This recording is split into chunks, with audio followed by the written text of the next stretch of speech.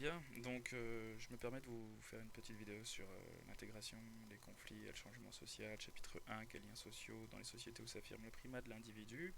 Je vais vous faire une petite vidéo rapide sur la distinction solidarité mécanique et organique, histoire que vous ayez en fait une explication orale, peut-être que ça pourra vous aider.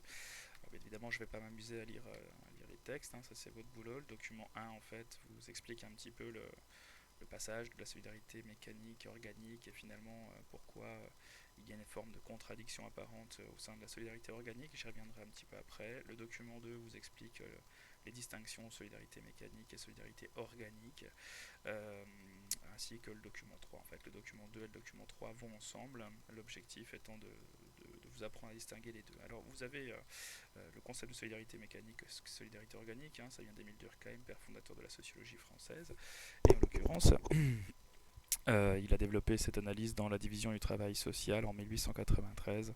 Voilà, petite référence à Adam Smith. Vous savez qu'Adam Smith, père de l'économie, hein, en 1776 avait expliqué le principe de la division du travail, avait montré les avantages économiques de la division du travail. Durkheim, lui, va montrer finalement les conséquences sociologiques de la division du travail, d'où euh, le titre de sa thèse en 1893. Alors en fait, si vous voulez, je vais me baser sur ce petit document. Ce qu'il faut comprendre, c'est que la solidarité mécanique est propre aux sociétés traditionnelles, donc des communautés archaïques, hein, au sens noble du terme, c'est-à-dire vivant de manière traditionnelle, ancienne. Ce sont des communautés plutôt restreintes, en fait, dans lesquelles il y a une faible division du travail. Qui dit faible division du travail dit finalement faible niveau de productivité, et donc une dépendance à la nature plutôt importante. Étant donné que la division du travail est faible, les individus sont semblables, hein, les uns aux autres. Et donc, il y a une conscience collective très très forte, puisque si les individus sont proches les uns des autres, ça veut dire qu'ils partagent des valeurs et des normes communes.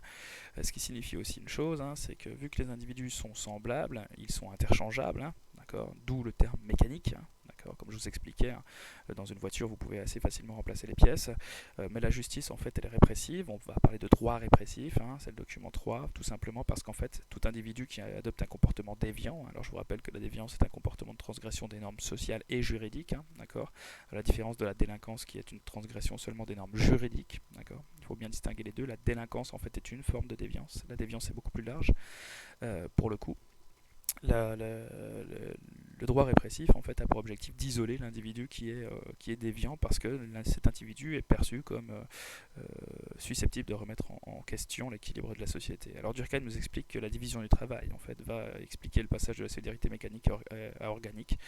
Avec la division du travail, les individus vont être plus autonomes, vont être différents les uns des autres, vont être spécialisés en fait, hein, tout simplement.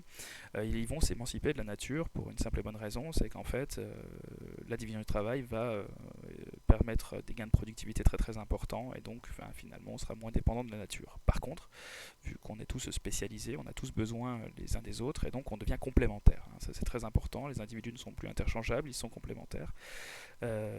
Et encore une fois, ils sont tous différents les uns des autres. Ce qui veut dire qu'en fait, c'est le document 1. Hein. Dans le document 1, on vous explique celui-là qui a une contradiction apparente avec la solidarité organique, c'est-à-dire que les individus deviennent de plus en plus autonomes, deviennent de plus en plus différents les uns des autres, et en même temps, ils deviennent de plus en plus dépendants. En fait, c'est pas tellement contradictoire, ça paraît même assez cohérent et assez logique finalement quand on y réfléchit bien. Alors, dans cette société à solidarité organique, la conscience collective, elle est faible. Hein, d'accord, on va parler de conscience individuelle, puisqu'encore une fois, même si les individus ont un fond culturel commun, hein, nécessaire pour faire société, si vous prenez la France, je vous renvoie aux valeurs égalité, liberté, fraternité, on peut rajouter la laïcité, etc. On a tous finalement nous avons tous des valeurs et des normes différentes malgré tout. Donc nous sommes tous différents les uns des autres, donc finalement nous sommes tous en quelque sorte déviants, hein. Nous sommes tous le déviant de quelqu'un. Et donc la justice ne peut plus être seulement répressive, elle est principalement restitutive, hein, fondée sur le droit restitutif, c'est-à-dire que si vous enfreignez, si vous commettez une infraction, eh ben, en fait on va vous demander de réparer entre guillemets ce que vous avez dégradé, et notamment en payant des amendes. D'accord. Voilà. Maintenant, attention, hein, il y a toujours du droit répressif dans les sociétés contemporaines, comme vous le savez, la prison existe toujours. Voilà, et la solidarité organique convient, hein, davantage à des sociétés beaucoup plus grandes, beaucoup plus... Enfin voilà, ça va avec l'urbanisation, l'exode rural, tout ce que vous avez pu voir dans votre vie d'élève en histoire-géographie. Voilà. Mais nous allons voir après, finalement, que malgré l'émergence de la solidarité organique dans les sociétés contemporaines, ça commence avec l'ère de la modernité, c'est-à-dire le 19e siècle, la révolution industrielle, malgré ça, en fait, la solidarité mécanique persiste. Et ça, je vous l'expliquerai plus tard.